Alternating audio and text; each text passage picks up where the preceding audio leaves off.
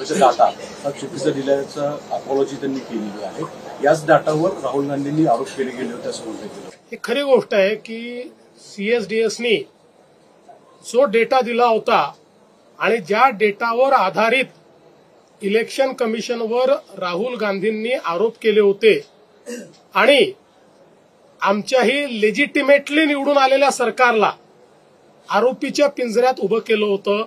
आज सीएसडीएसनी त्या संदर्भात ट्विट करून आमचे आकडे चुकीचे होते याबद्दल माफी मागितलेली आहे आणि ते सगळे आकडे परत घेतलेले आहेत। आता प्रश्न एवढाच आहे की त्याच्यावर आकांड तांडव करणारे राहुल गांधी माफी मागतील का? मला बिलकुल अपेक्षा नाही, कारण राहुल गांधी हे एक प्रकारे जसं सिरियल किलर असतात तसे ते सिरियल लायर आहेत।